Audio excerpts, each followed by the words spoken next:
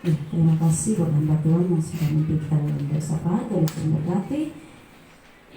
Saya jemput kita semua untuk bangkit berdiri. Kita akan mendengarkan firman Tuhan.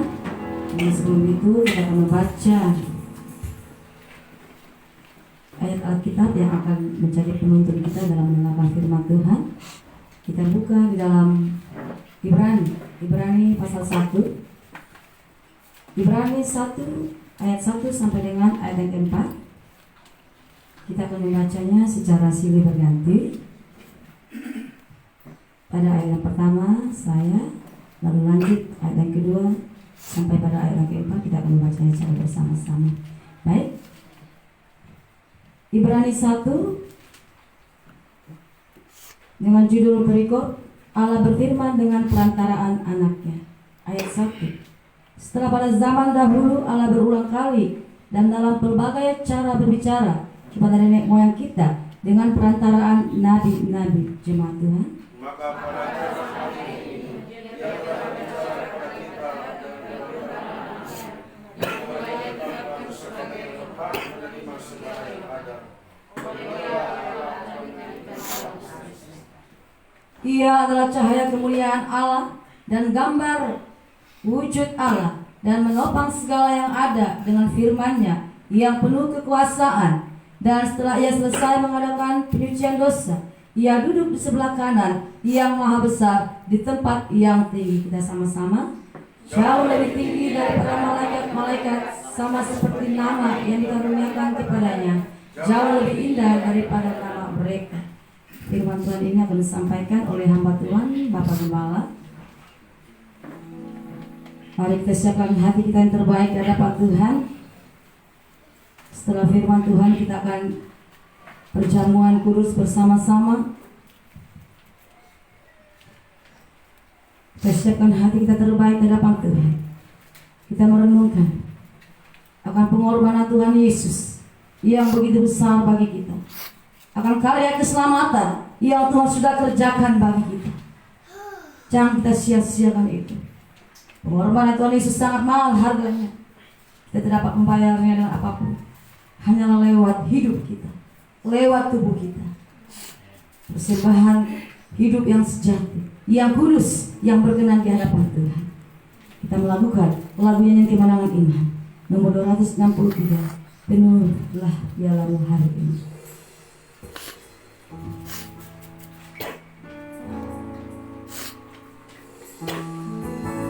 Kami rindu ya Tuhan Yesus, Roh Kudus-Mu ya Tuhan, memenuhi setiap hati kami ya Tuhan Yesus. Terima kasih ya Bapa.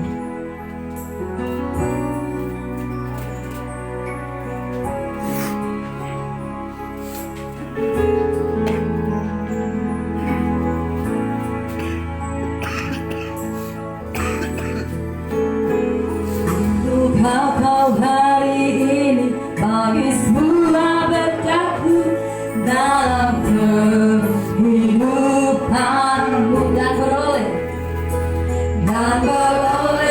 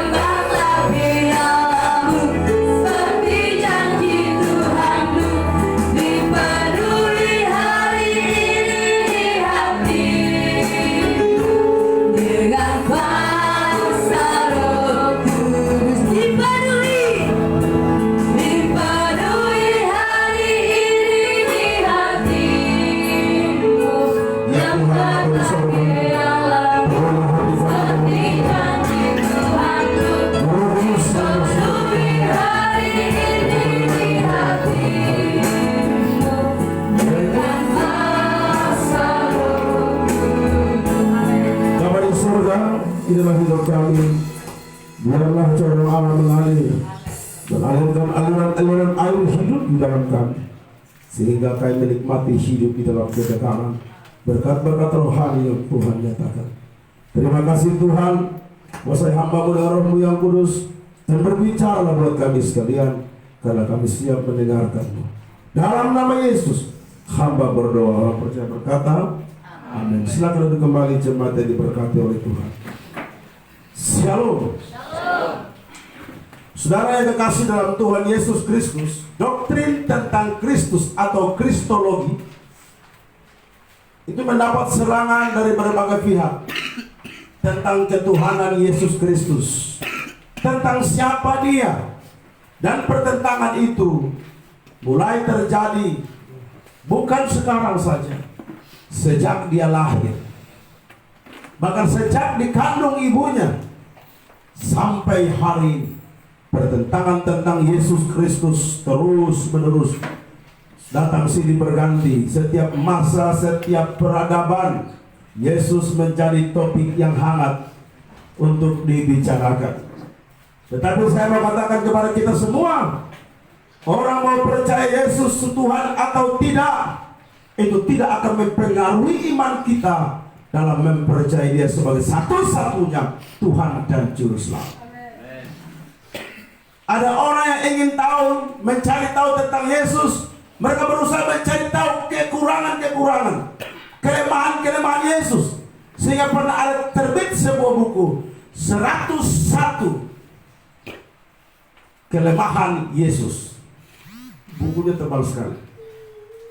Lalu mulai ada perbandingan-perbandingan Yesus dengan yang lain. Tetapi saya mau bilang saudara, Yesus tetap unggul sampai hari ini. Bahkan sampai Dia yang akan datang untuk menghakimi dunia. Dan ini orang tidak menyadari. Maka dari bacaan kita surat Ibrani 1 ayat 1 sampai 4, saya akan berbicara khusus tentang keunggulan Yesus Kristus. Di mana keunggulannya? Di mana letak kehebatan Yesus Kristus? Yang harus kita tahu. Murid-murid pernah ditanya oleh Yesus, menurut kamu, siapakah aku?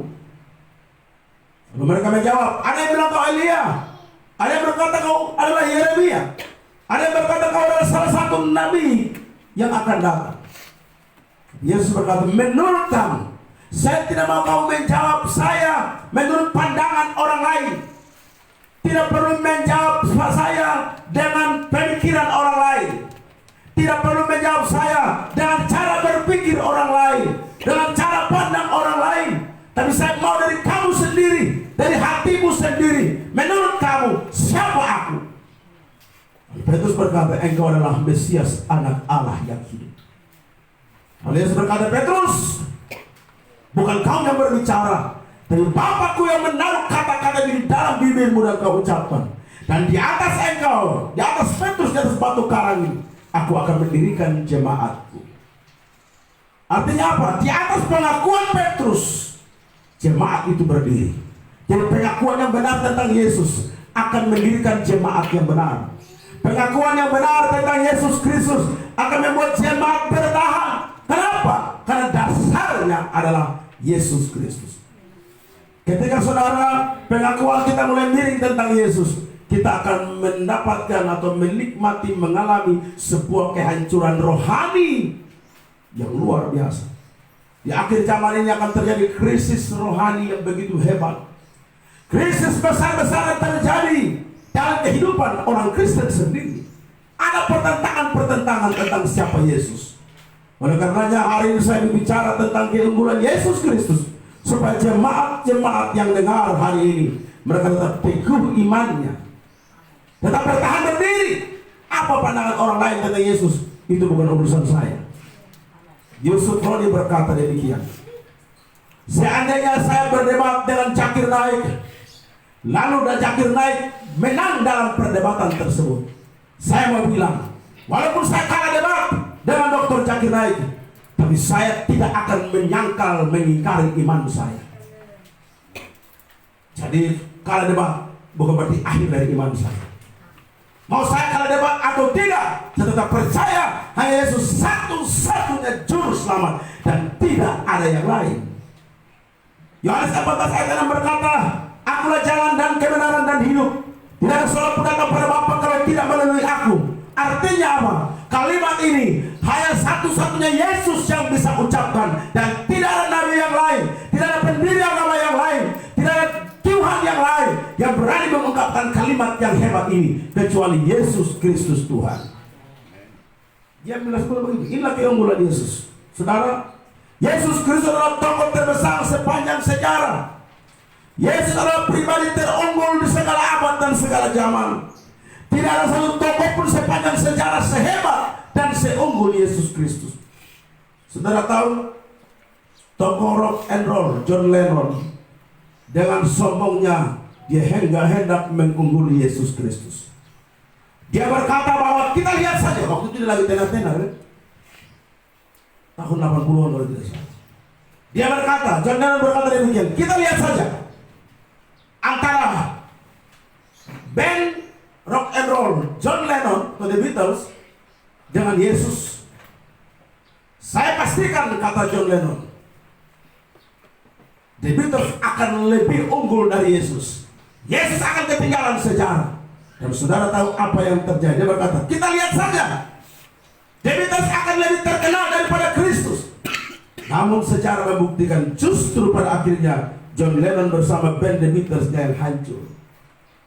Para pengagumnya, para fansnya membakar poster-poster daripada grup band ini. Dan akhirnya John Lennon dan band The Beatles-nya hancur. Sekarang tanya pada anak-anak kecil sekarang, kenal John Lennon? Besok kenal, yang tahu John Lennon Belu yang beda tahu. John Belu beda tahu, tapi Lennon besok tahu. Tapi tanya anak-anak, kamu tahu Yesus? Pasti orang yang tahu. Di pelosok manapun tanya Yesus, pasti tahu. Yesus lebih unggul dari semuanya. Dinasti-dinasti dan pemerintah-pemerintah anti-Kristus secara terus-menerus berusaha untuk menumpas kekristenan yang berkaitan dengan Kristus. Bahkan sebagai akibat dari keinginan mereka secara langsung maupun tidak langsung, secara mencatat kekuasaan mereka lah yang hancur, bukan Yesus yang hancur. Keunggulan Yesus Kristus tidak ada taranya. Keunggulan Yesus Kristus tidak ada tandingan dan bandingannya. Keunggulan Yesus Kristus tidak pernah dimiliki oleh pemimpin agama dan pemerintah manapun, dimanapun, sampai kapanpun. Orang bilang Kaisar Nero hebat, tapi dia hancur. Jenderal Titus hebat, tahun 70 dia hancurkan bait suci Yerusalem, tapi akhirnya hancur. Pilatus yang menyalibkan Yesus hancur. Imam besar Kayafas, saudara tahu akhir hidup daripada mereka. Pilatus pada akhirnya, dia karena gelisah, dia bunuh diri. Imam besar Kayafas, dia dipecat lalu kemudian dia tinggal di area kebunnya, dan dia mengalami kematian di sana yang sangat mengenaskan. Walaupun tidak dicatat Alkitab, tapi sejarah mencatat akhir hidup daripada orang-orang yang berusaha untuk mengungguli Kristus, mereka hancur. Selalu lihat di televisi berita di mana artis-artis yang tinggalkan iman mereka, hidup mereka hancur. Jadi siapa yang mau berusaha untuk mengungguli Kristus, pada akhirnya akan hancur sendiri. Kita akan melihat di mana letak kehebatan dan keunggulan Yesus Kristus Tuhan kita. Kita akan simak 4 keunggulan Tuhan kita Yesus Kristus seturut konteks Ibrani 1 ayat 1 sampai 4. Saya bilang konteks Ibrani 1 ayat 1 sampai 4 karena di seluruh kitab suci dari Kejadian sampai Wahyu itu berbicara tentang Yesus dan kehebatan-kehebatan. Tapi hari ini saya hanya ambil di Ibrani 1 ayat 1 sampai 4. Mari kita lihat yang pertama. Ibrani 1 ayat 2. Maka pada zaman akhir ini ia telah berbicara kepada kita dengan perantaraan anak yang telah ia tetapkan sebagai yang berhak menerima segala yang ada. Oleh dialah Allah telah apa? Menjadikan alam semesta. Di mana letak keunggulan Yesus Kristus? Yang pertama, keunggulan Yesus Kristus terletak pada kuasa dan otoritas yang dimilikinya. Jadi keunggulan Yesus Kristus adalah otoritas yang dia miliki. Dia punya kuasa, dikatakan menjadikan alam semesta. Kalau kita berkata oleh Kristus Yesus Allah telah menjadikan alam semesta. Berarti tanpa Kristus alam semesta tidak akan jadi. Alam semesta jadi karena Kristus. Siapa Kristus? Kok tanpa dia alam semesta tidak bisa dijadikan? Tanpa dia tidak ada kehidupan di dunia. Siapa dia? Firman Tuhan berkata, Injil Yohanes 1 ayat 1-3. Karena dia adalah firman Allah. Dijelaskan pada mulanya adalah firman. Firman itu bersama-sama dengan Allah, dan firman itu adalah Allah.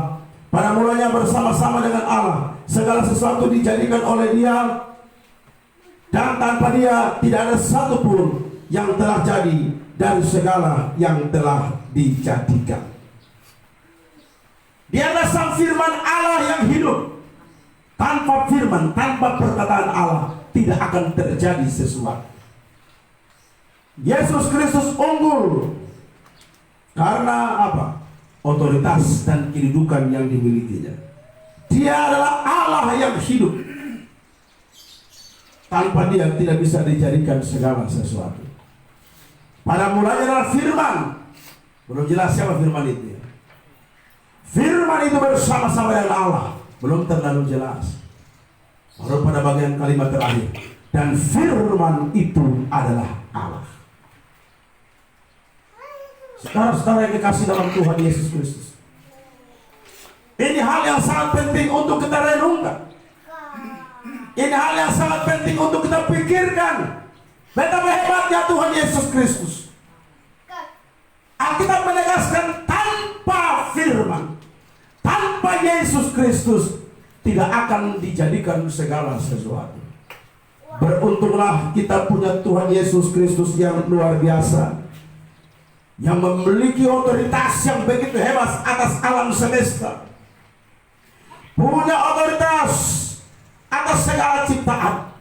Kalau Tuhan Yesus adalah sang pencipta alam semesta, berarti dia juga yang mengendalikan alam semesta. Dia juga yang mengendalikan iklim dan cuaca. Dia yang mengendalikan. Alkitab dalam kitab Mazmur, oleh hardikanmu ombak mau lari. Luar biasa.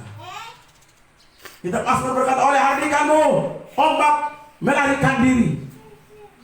Ombak itu siapa? Kok dilihat istri mau lari? Dia buktikan pada waktu mereka di tengah danau, tiba-tiba gelombang badai datang. Lalu apa kata murid-murid? Guru-guru, tolonglah kita binasa. Subinasa belum? Subinasa belum? Tapi dia bilang kita binasa. Subinasa belum? Inilah manusia kadang-kadang. Aduh Tuhan beta mau mati rasanya. Belum mati, baru mau mati. Kita ini terlalu lebe-lebe. Ya. Aduh berasa nih hidup bisa berarti mau mati. Belum mati, baru mau mati. Guru tolonglah kita binasa, padahal belum binasa. Lalu Yesus bangun dan berkata, hai angin dan danau, diam tenanglah. Langsung bangun lari angin dan danau. Saya berpikir murid-murid ini sudah begini lama dengan Tuhan Yesus, kok mereka masih tidak percaya? Harusnya mereka bilang, waktu di mana? Tidur. Mari kita rame-rame tidur. Tidur saja di sini. Iya toh? Kalau mereka sudah tahu Yesus begitu hebat, sudah tidur sama-sama. Bapak sudah bangun toh, kita tidur, mati sama-sama. Tidur saja rame-rame. Itu yang pertama. Atau yang kedua, karena mereka tahu Yesus ini pengendali alam semesta, pencipta, dia Tuhan. Petrus mengaku aku Mesias anak Allah yang hidup. Berarti kuasanya hebat. Jadi sebenarnya kalau angin badai datang, gelombang datang, tidak usah panik. Mereka cuma bilang,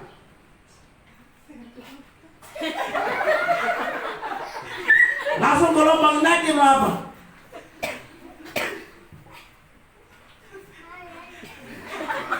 Dia pasti lari.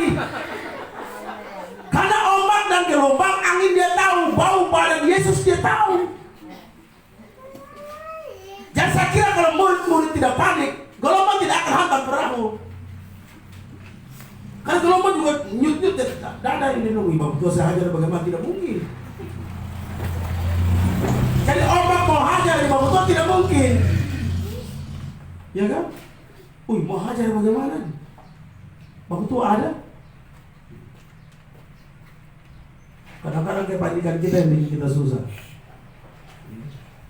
Jadi saya kira peristiwa kemarin di Naikliu itu banyak orang karena panik. Sebenarnya mungkin api masih jauh, tapi karena panik, merasa api sudah dikelilingi. Kita berdoa supaya korban-korban dan keluarga mereka mereka semua dikuatkan oleh Tuhan. Katanya tadi kemarin kok tadi berdapat lagi. Belum, tidak ya, lain lagi ceritanya. Oh, katanya tadi ada nona satu, mayatnya ketemu di Ketapang Besar. Kemarin ketemu.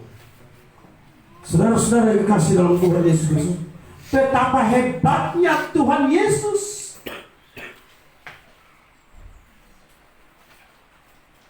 Kadang-kadang Tuhan izinkan dengan peristiwa alam yang terjadi supaya semua orang berseru hanya kepada Tuhan.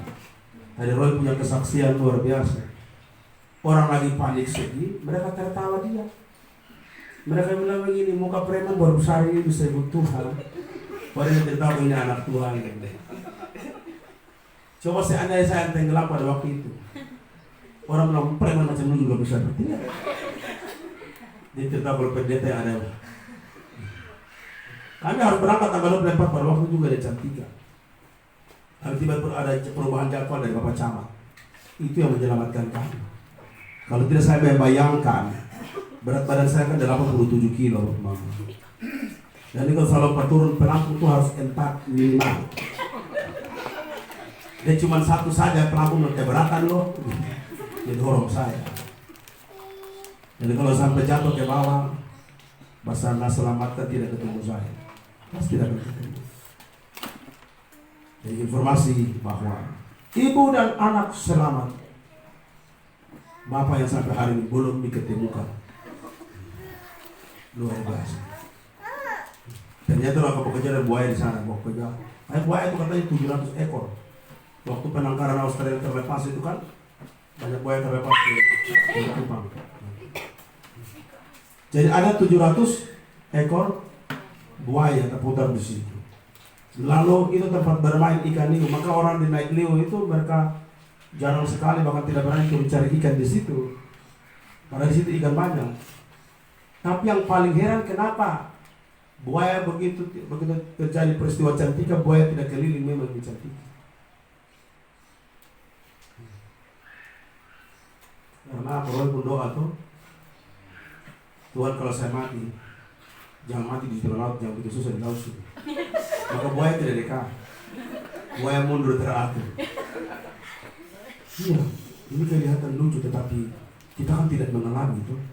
Jadi kita anggap nih lucu. Tapi coba kita mengalami, saya mengalami, belum lompat langsung pingsan memes kaki. Itu api belum besar. Orang bilang kapal terbakar, karena belum terbakar, dia pingsan dulu. Ya. Jadi saudara-saudara yang kekasih dalam Tuhan Yesus Kristus, ini yang patut kita pikirkan. Kita renungkan bersama-sama betapa baiknya Tuhan kita. Betapa hebatnya Dia atas alam semesta. Dia mengendalikan segala sesuatu. Kalau Dia mengendalikan alam semesta, Dia juga yang mengendalikan hidup kita. Dia mengendalikan hidup kita sejauh mana kita mempercayakan hidup kita dalam tangan Tuhan. Ingat saya mau bilang, Tuhan tidak akan pernah mengendalikan saudara kalau saudara sendiri tidak mau menyerahkan hidupmu dalam tangan. Maka ada lukisan Yesus ketuk pintu, tidak ada kaitan di depan. Itu kosong, polos. Tidak ada gagang pintu di depan, tidak ada. Kenapa? Gagang pintu ada di dalam. Yaitu siapa? Kita sendiri. Kalau kita buka silakan masuk. Tapi kalau tidak akan masuk. Yesus tidak paksa kita.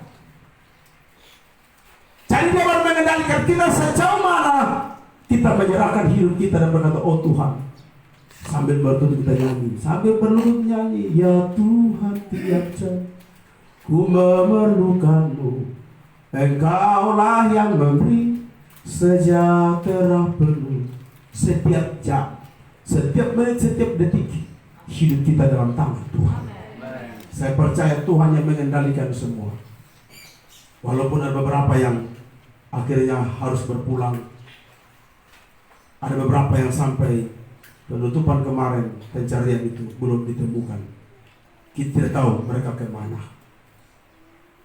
Kalau Tuhan yang atur hidup kita, Tuhan sudah atur, hidupmu akan berakhir di sini, akan berakhir di sini. Kenapa tidak semua orang meninggal? Karena Tuhan mau. Yang sudah meninggal memang Tuhan mau. Itulah akhir hidup mereka, berjumpa dengan Tuhan. Sebagian yang hidup, Tuhan mau supaya kamu hidup untuk menyaksikan kebaikan Tuhan. Jadi kalau kamu bisa hidup sampai hari ini karena anugerah Tuhan. Kita ini mau gimana? Mau sejago apapun kita, sehebat apapun kita, pada akhirnya kita akan bertemu dengan Tuhan. Mau sehebat Hercules kah, mau sehebat siapakah, mau percaya Tuhan atau tidak, mau Kristen atau bukan, rajin gereja atau pemalas gereja, pada akhirnya semua kita akan berhadapan dengan Tuhan Hakim yang lain. Mau lari di mana? Karena ada nyanyian berkata, sungguh hidupku hanya selangkah jarak dengan maut. Satu jengkal saja jarak hidup kita dengan maut. Karena itu kita tahu bahwa Yesus punya otoritas, punya kuasa mengendalikan segala sesuatu. Maka percayalah, kita yang telah mempercayakan hidup kepada Tuhan, Dia akan mengendalikan kita.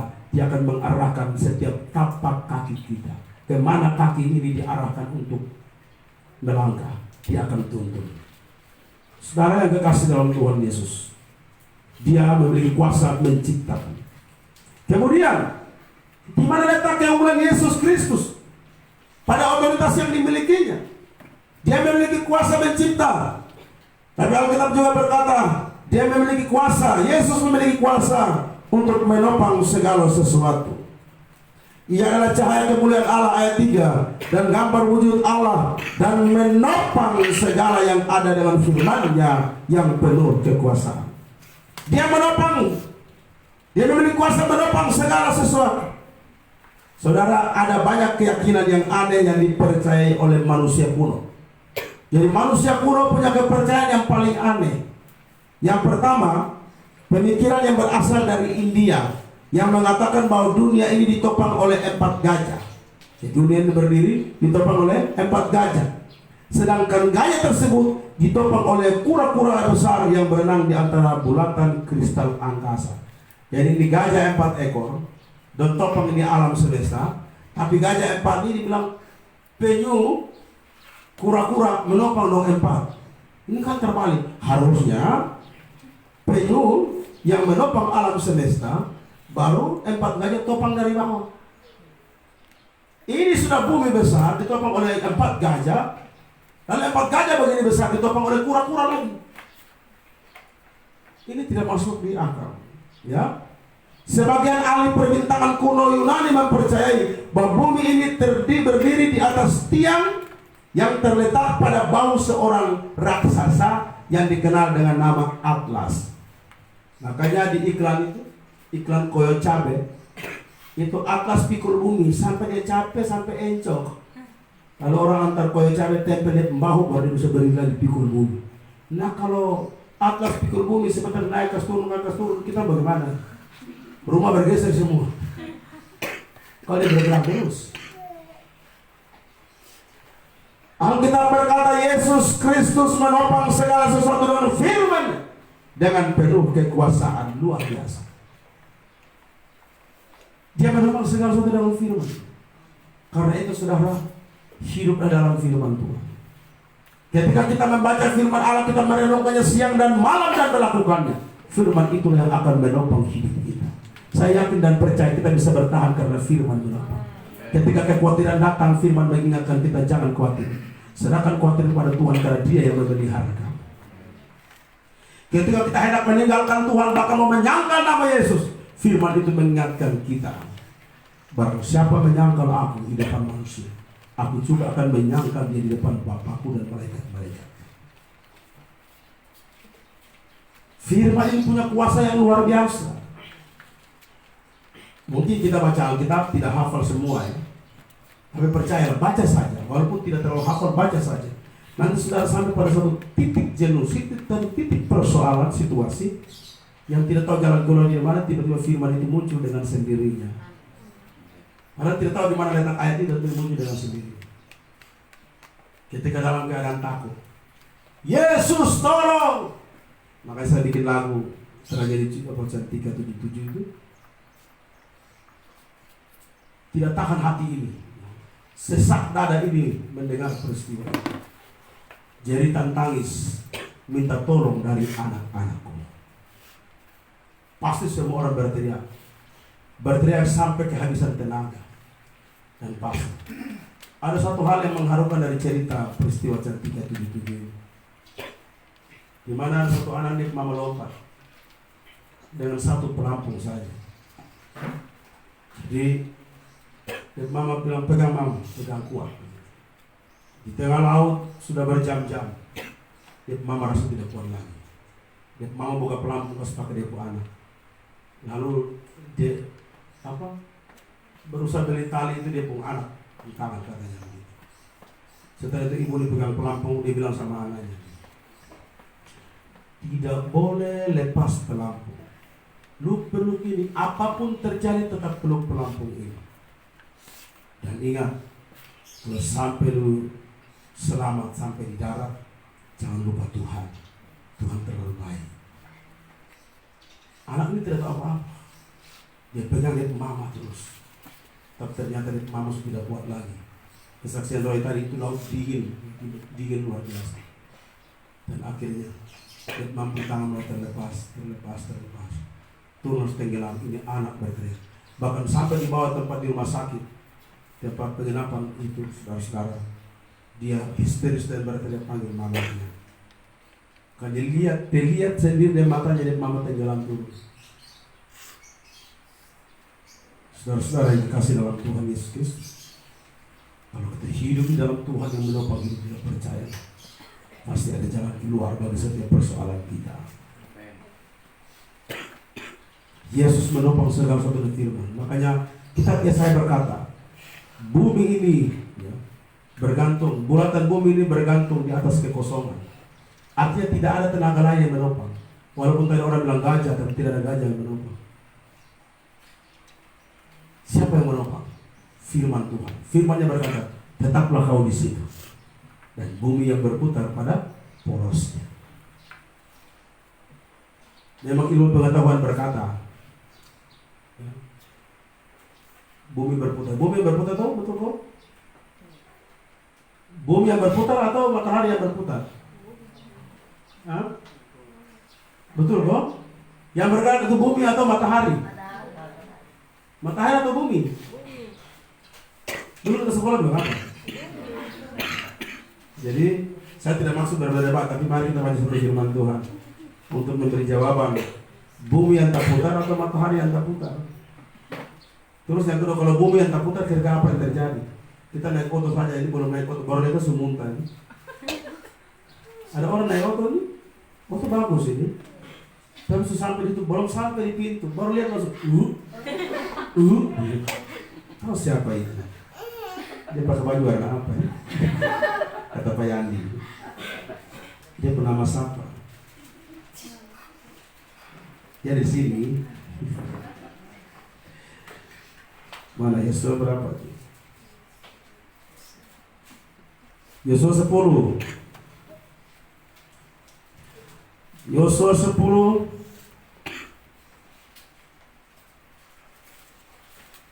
ayat 11 sampai ayat 13. Ayo baca sama-sama. Yosua 10 ayat 11 sampai 13. 2, 3 mulai. Sedang mereka melarikan diri di depan orang Israel dan baru di lereng Bet Horon, maka Tuhan melempari mereka dengan batu-batu besar dari langit sampai ke Azeka, sehingga mereka mati. Yang mati kena hujan batu itu lebih banyak dari yang dibunuh oleh orang Israel dengan pedang. Lalu Yosua berbicara kepada Tuhan. Pada hari Tuhan menyerahkan orang Amori itu kepada orang Israel. Ia berkata di hadapan orang Israel, "Nah, matahari berhentilah di atas Gibeon, dan ekor bulan di atas lembah Ayalon." Maka berhentilah matahari dan bulan pun tidak bergerak. Ingat itu ya. Yang tidak bergerak siapa? Bumi atau matahari dan bulan? Maka berhentilah matahari dan bulan pun tidak bergerak sampai bangsa itu membalaskan dendamnya kepada musuhnya. Bukankah hal itu tertulis dalam kitab orang jujur? Jemaat sambung. Matahari tidak bergerak di tengah langit, dan lampu-lampu terbenam kira-kira sehari penuh. Sekali lagi, matahari Tidak bergerak di tengah langit, dan lampu-lampu terbenam kira-kira matahari berhentilah. Yang bergerak siapa? Kenapa Yesus tidak berkata, "Hai bumi berhenti"? Kenapa Yesus bilang, "Hai matahari berhentilah"? Matahari berhenti, bulan juga berhenti. Baru dibilang apa? Matahari tidak bergerak di tengah langit, dan lambat-lambat terbenam. Kira-kira yang terlambat terbenam. Ini mungkin sejarah dari perbedaan waktu di seluruh dunia. Waktu Indonesia Tengah, waktu Indonesia Timur, kok berbeda-beda? Karena pernah terlambat setengah hari. Stefania, ini mungkin gitu, ya toh? Mungkin karena terlambat setengah hari ini yang jam berubah semua. Makanya Indonesia Barat itu kalau jam 8 pagi kita sudah jam 6 ya, jam 7. Kita jam 8 pagi di sana, kita jam 9. Jam 10 dua jamnya. Satu jam berbeda. Ya. Beda-beda. Papua dan kita beda lagi dia punya. Ini karena akibat ini matahari dan bulan terlambat bergerak. Jadi yang bergerak itu siapa? Bumi atau matahari? Bayangkan kalau bumi yang bergerak, tidak tahu lagi mana-mana kita berhamburan ini. Alkitab bilang matahari dan bulan yang bergerak mengitari bumi. Pengetahuan dunia bilang bumi yang berputar.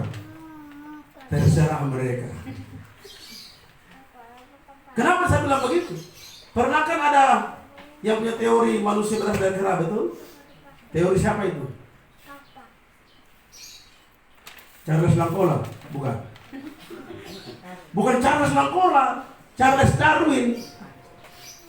Yang bilang manusia itu berasal dari kera yang bernama Pithecanthropus erectus, Pithecanthropus palaeo-javanicus yang ditemukan di Jawa, Homo wajakensis, Homo sapiens yang mulai mendekati manusia asli. Itu saya diterima. Tapi saya punya guru sejarah di SMP Mola bernama Bapak Guru Luther Tubulau. Dia mengajar sejarah dan itu orang paling seram luar biasa. Tapi dia berkata demikian, boleh kamu terima ini ilmu pengetahuan manusia dari kera, tapi secara iman kamu harus menolak. Masa kita dibilang kera? Coba saudara saling pandang. Terus saudara berani bilang, kera lu itu gigi. Tidak ada yang mau disebut monyet, betul? Tidak ada yang mau disebut kera, kan dia binatang. Kalau manusia berasal dari kera, kenapa kera yang ada di Tenau sana tidak pernah berubah dari kemarin hari ini kekal selama-lamanya? Tetap kera. Jadi saudara ilmu pengetahuan silakan. Kadang-kadang ilmu pengetahuan mau berusaha melampaui Tuhan. Tapi Charles Darwin saudara tidak tahu akhir hidupnya. Ketika dia mau sakit keras dan mau meninggal, dia panggil seorang hamba Tuhan datang berdoa. Dan dia mengaku salah kepada Tuhan. Bahwa penemuan yang dilakukan semua salah. Dia mengaku salah. Dan dia berkata, saya menyesal. Sudah terlanjur. Penemuan saya ini, teori saya dinikmati oleh seluruh dunia.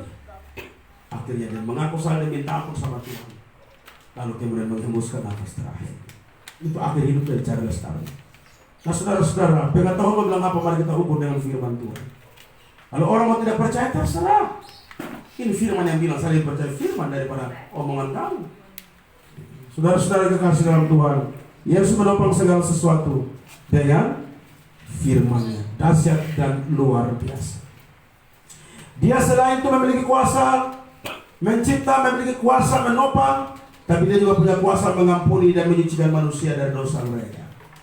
Hanya Tuhan Yesus yang punya kuasa mengampuni dan menyucikan manusia dari dosa mereka. Tidak ada pendiri agama manapun, tidak ada seorang pendeta, seorang imam, seorang rasul, nabi, filsuf atau seorang rohaniawan sehebat apapun, tidak ada punya kuasa mengampuni dan menyucikan manusia. Itu hanya terdapat di dalam diri Yesus Kristus. Orang mau percaya dia Tuhan atau bukan urusan kita. Tapi kita percaya kalau dia bisa mengampuni, menyucikan dosa. Siapa dia? Pada waktu dia berkata, hai perempuan, hai anakku, dosamu sudah diampuni. Para pemimpin agama Yahudi bilang, dia siapa nih? Dia manusia kok, hanya Allah yang bisa mengampuni dosa. Dia siapa yang mau mengampuni dosa? Dari pernyataan ini kita mengambil kesimpulan, yang mengampuni dosa hanya Tuhan Allah. Nah kalau Yesus mengampuni dosa, dia siapa? Dia ampun, berarti kan? Sederhana saja. Tapi namanya manusia suka keras hati dan Tuhan siapkan untuk binasa, maka mereka tidak akan menerima kebenaran. Yang kedua, di mana letak keunggulan Yesus Kristus? Letak keunggulan Yesus Kristus terletak pada keilahian yang dimilikinya. Alkitab berkata ia adalah cahaya kemuliaan Allah dan gambar wujud Allah yang tidak kelihatan itu. Yesus menyatakan Allah Bapa dengan sepenuhnya. Dia gambar kemuliaan Allah, dia wujud Allah, dia gambar Allah, cahaya kemuliaan Allah, mencerminkan Allah. Maka Tuhan Yesus berkata, sebelum Yesus menjawab, muridnya pernah tanya, di manakah Bapa itu? Tunjukkan Bapa itu kepada kami. Kata Filipus. Lalu Tuhan Yesus menjawab, Filipus, sudah lama kamu bersama-sama dengan saya, masa kamu tidak kenal? Aku berkata kepadamu, barang siapa sudah melihat aku, dia sudah melihat Bapa. Kenapa? Karena aku adalah gambar wujud daripada Allah itu sendiri. Aku adalah cahaya kemuliaan Allah. Barang siapa lihat aku, dia sudah lihat Bapa. Maka Yesus berkata, barang siapa menerima aku, dia sudah menerima Dia yang mengutus aku. Barang siapa menerima kamu, mereka telah menerima aku yang mengutus kamu. Jadi Yesus adalah cahaya kemuliaan Bapa, gereja adalah cahaya kemuliaan dari Kristus. Sehingga orang lihat gereja, orang lihat Kristus. Orang lihat kesaksian saudara, orang lihat Kristus. Orang lihat pelayanan saudara, orang lihat Kristus. Orang melihat karunia saudara, orang melihat Kristus. Bukan orang melihat diri kita.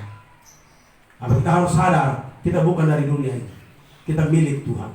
Itulah sebabnya setan akan bekerja dengan berbagai cara, menciptakan saja orang-orang tertentu yang tidak suka dengan kehadiran kita sebagai anak-anak Allah. Jadi ada pertentangan, tetapi tenangkan dirimu. Kalau kamu tanggapi, harga dirimu jatuh. Tidak usah, biarkan saja.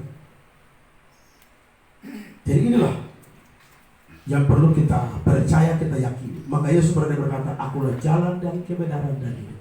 Tidak ada seorang pun akan pada Bapa kalau tidak melalui aku. Jadi saudara, ini sangat jelas erat hubungan antara Yesus dengan Bapa di surga. Akan ada saatnya kita bahas khusus tentang Bapa, Anak, dan Roh Kudus. Siapa Bapa, siapa Anak, siapa Roh Kudus, supaya jemaat semakin kuat dalam iman kepada Tuhan. Hal yang ketiga, di mana letak keunggulan Yesus Kristus? Keunggulan Yesus Kristus terletak pada kedudukannya. Dikatakan kedudukan Kristus lebih tinggi daripada malaikat-malaikat, pemerintah-pemerintah, dan penguasa-penguasa manapun juga. Alkitab berkata, dia duduk di sebelah kanan Allah. Duduk di sebelah kanan Allah ini bukan bicara tentang posisi duduk. Nah, di sebelah kanan saya duduk, bukan posisi itu maksudnya. Ini adalah sebuah kiasan yang menunjukkan bahwa dia punya persembahan telah diterima dan sudah genap. Lalu kemudian dia menang sehingga semua kuasa setan, kuasa kematian, kuasa kutuk dosa sudah dikalahkan. Dulu di sebelah kanan artinya ada kuasa yang diberikan. Dia punya kuasa di situ. Dia diberikan kemenangan dengan mandat untuk menguasai seluruh alam semesta.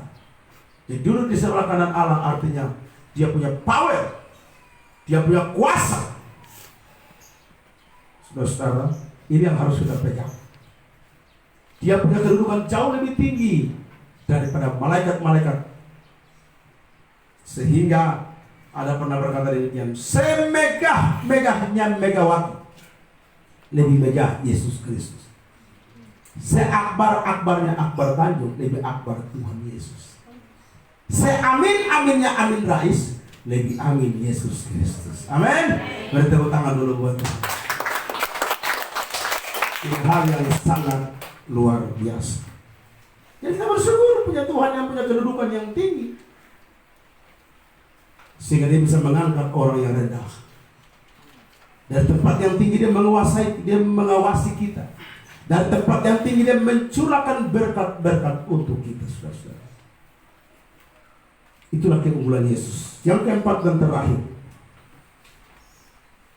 keunggulan Yesus Kristus terletak pada nama yang dimilikinya. Kita baca kembali pada ayat 4. 2, 3 mulai.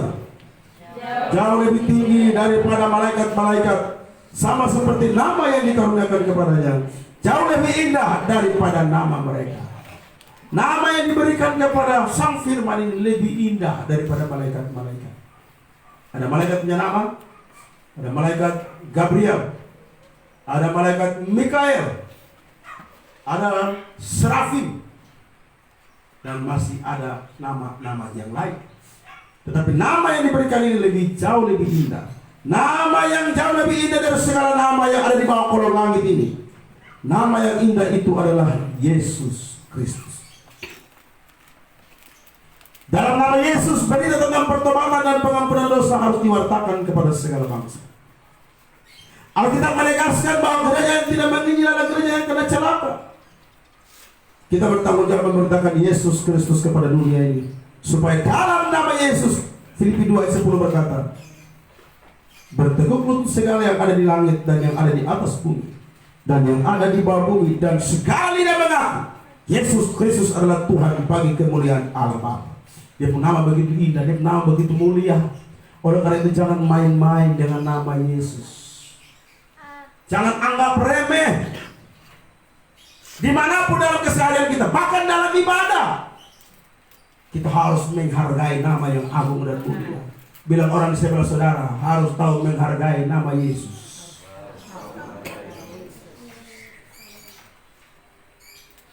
Banyak hal yang bisa kita lakukan. Dia datang ibadah nyanyi semangat, lompat kiri kanan selesai, pas dengan firman Tuhan tidur. Pas dengan firman Tuhan tidur, orang kasih bangun, dia bilang jangan kasih bangun, kita penglihatan ini. Saya bangun sekali pas dengan firman, tidak serius dengan firman. Nah, itu roh tidak beres, ada sesuatu tidak beres. Itu roh lagi kena COVID-21. Alkitab bilang apa? Baca Amsal 13 ayat 13. Amsal 13 ayat 13. Satu orang baca dulu penutup. Saya rasa ada sumber doa supaya cepat waktu selesai. Amsal 13 ayat 13.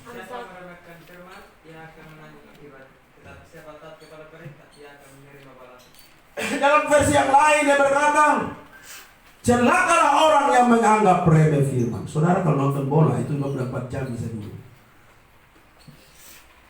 Tapi dengan firman Tuhan yang 1 jam saja sudah mulai tenang. Maka saya bilang, saya waktu saya lihat jam, saya tambah waktu foto. Semakin lihat jam, semakin saya gas. Semakin lihat, saya semakin saya gas. Banting kaki, saya bisa rasa, saudara banting kaki ini memang lagi banting kaki biasa, atau suruh firman cepat selesai, saya akan gas terus. Saya akan gas terus sampai lu pingsan, baru saya berhenti. Itu Alkitabiah Pak. Etikus, dia dengar Paulus khotbah sampai pingsan, karena terlalu mengantuk, berat, khotbah terlalu lama, pingsan. Pingsan bukan jatuh dari kursi turun, dari lantai 2. Orang suruh di kursi, duduk di jendela. Ompau khotbah terlalu lama. Jadi khotbah lama bukan tidak Alkitabiah. Dia mengatur jatuh turun, langsung pingsan. Orang mau turun dia tidak usah. Saya habis khotbah begitu terus. Habis khotbah begitu berdoa dan orang itu bangun lagi. Yang saya akan khotbah sampai saudara itu mau pingsan tuh. Kalau saya mau pingsan, Bapak semua pingsan. Di mana kerinduan kita akan firman Allah? Di mana kecintaan kita? Saudara kalau nonton bola ini aduh luar biasa. Saya tidak terlalu suka nonton bola. Karena kan saya akan coba ini kan nanti apa? Musim apa? Kapan musim bola itu? Tahun depan, 5 tahun tuh. Piala Dunia. Itu Piala Dunia saudara, gereja kosong. Bahkan pendeta juga lupa kalau itu hari Minggu. Karena dia buka malam Minggu. Malam Minggu tepat jam 3 baru dibuka. Tapi jam 1 itu begitu ya. Baru mulai bola. Nah bayangkan nonton bola sampai jam berapa? 4 ya? 4 atau 6? Sampai jam 6 pagi. Lalu gereja kosong. Boy menang, saya punya klub menang. Padahal yang menang orang dapat uang, kita sendiri yang bakal di sini. Mulai baku sindir ya. Chelsea mulai sindir. Apa lagi itu namanya? Real Madrid mulai baku sindir. Akhirnya mulai bakalan. Sampai saudara satu di Alor dia negara namanya Jerman. Dia paling cinta Jerman. Jerman itu klub apa namanya? Jerman saja. Negara. Saudara tahu, dia saking cinta Jerman. Dia bilang apa ya? Jerman lu menang sampai babi sebelum. Betul. Jerman menang tahun berapa itu? Dia babi besarnya itu bisa dijual bisa sampai 7 juta. Dia panggil ya, orang yang nonton bola semua ayat ketika makan sampai habis saja gara-gara menang. Tapi dulu ada di Alor satu nona Jerman yang bernama Nona Manis.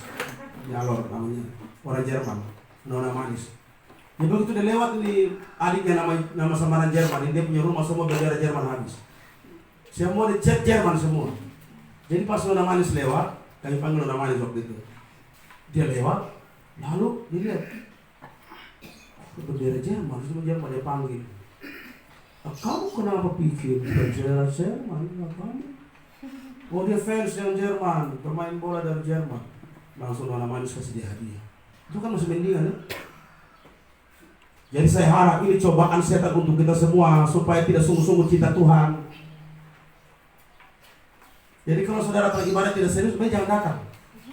Itu jauh lebih baik daripada bikin saudara tinggi.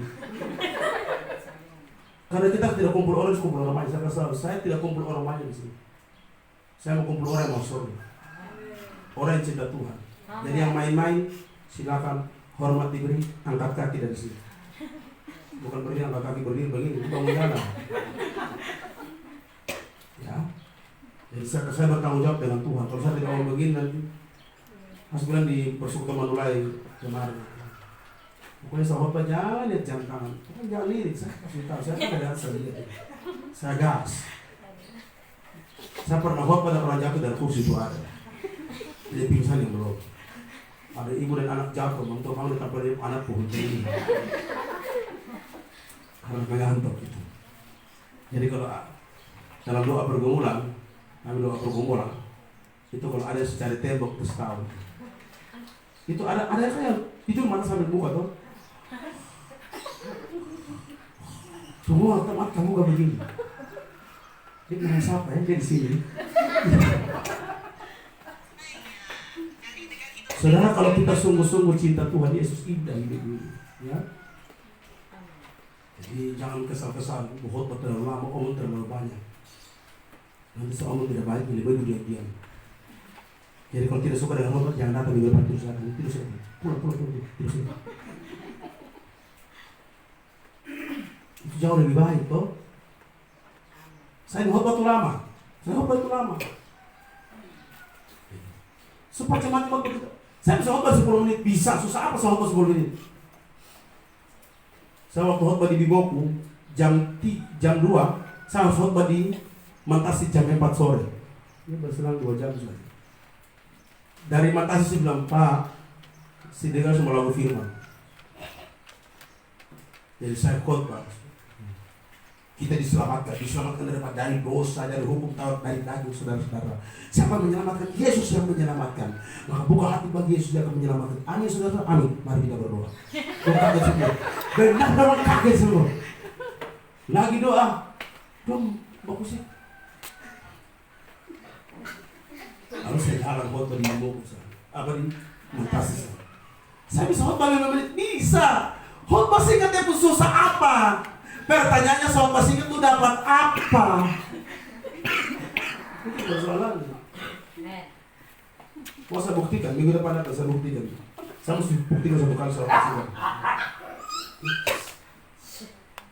So, khotbah 10 menit paling lama. Jadi saudara-saudara, ya, jangan sampai kita punya hati itu tertutup.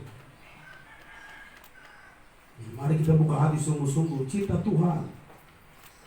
Kita mohon memuluk-muluk juga, kalau tidak masuk di hati sama saja. Jadi, marilah belajar. Saya bersyukur dari Manulai, terima kasih atas tepuk tangan buat Tuhan. Manulai tempat jauh sekali. Kita bisa datang hari ini.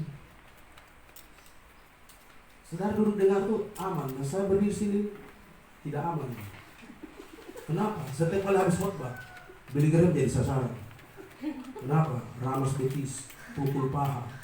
Ini pegang semua berdiri-berdiri. Tadi malam saya khotbah di Obeng, di gereja Gimit Hosana. Dengan ibu baru pulang jam 12 sampai jam 1 pagi. Baru pulang sampai rumah. Pulang sampai rumah bangun jam 4 pagi, bikin buletin. Maka setiap hari itu luka sekali kalau saudara buletin dibuang-buang. Saya minta bawa pulang. Pokoknya sampai di sampah baru saudara buat tidak apa-apa. Yang penting jangan buang depan mata saya. Kalau saya akan kepahitan dengan saudara. Bikin buletin ini tidak gampang. Salah ya? Kasanti susah ya bikin buletin ini. Dorong berusaha dikit tapi salah-salah juga. Kenapa? Tidak gampang bikin buletin. Tahun 2023 nanti buletin kita akan berubah.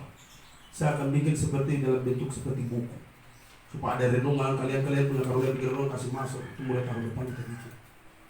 Supaya jemaat bertumbuh. Konsep saya akan rubah di tahun 2023. Konsep kami bisa bikin hari Selasa di sini, hari Kamis tidak bakal begitu lagi. Komsel yang akan saya bangun ini bukan nama komselnya lagi, family care. Family care pintu elok. Keluarga yang saling peduli. Terus Bapak dia pinjam waktu kapan saja. Gimana caranya? Kapan saja. Terus aturannya bagaimana? Saya akan atur manajemen sebaik mungkin. Sehingga kapan saja itu nanti Sarah dan siapa-siapa suka-suka kalian mau bikin hari apa terserah.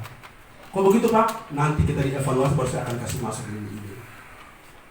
Dan dia materi semua satu buku semua. Dan semua leader FC Family Care itu sudah ada panduannya semua. Ini tujuannya supaya Metu bisa bertumbuh di dalam Tuhan. Jatuh Metu betul tidak? Iya. Siapa lagi? Gama. Diajar jadi pemimpin dari kelompok-kelompok kecil. Jadi saudara-saudara yang kekasih, itulah nama Tuhan Yesus yang luar biasa.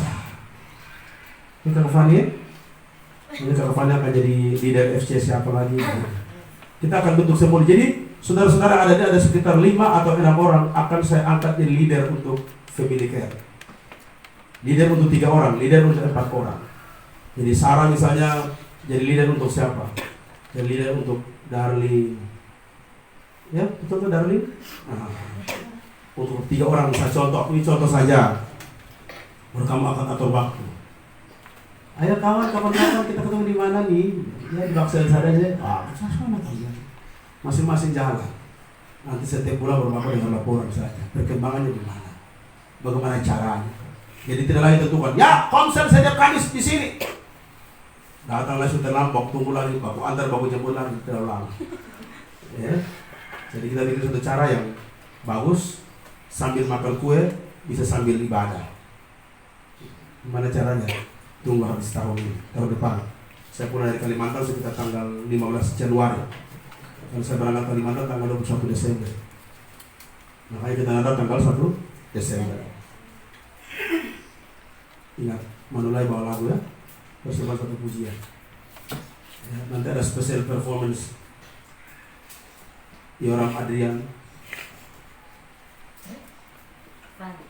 Revani Regen, Galang Adrian, dengan Roy. Itu dong suara-suara bagus semua. Kalau orang ada bersamanya yang saya minder benar-benar. Tapi kalau hotel itu bisa lewat saya. Iya. Karena kalau Regen dengan Fanny dengan menyanyi itu kayak Dodi Latu Harnari. Karena pembelian itu sampai bikin ribut. Luar biasa. Roy pun seperti siapa? Ya kami milih sendiri terus menyanyi. Kita itu power belum naik, itu belum, dia masih trauma. Jadi power belum naik. Jadi 1 Desember berdehaja itu sampai speaker bilang apa? Oh mereka sedikit kalau capek. Luar biasa.